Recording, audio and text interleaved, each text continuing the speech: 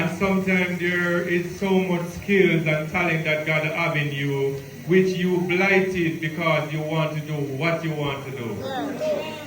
So, in this real world, if you try to take time out to find your real purpose, you will never know how great and how powerful you will be before this day comes when you will lay low into a box that somebody has to carry.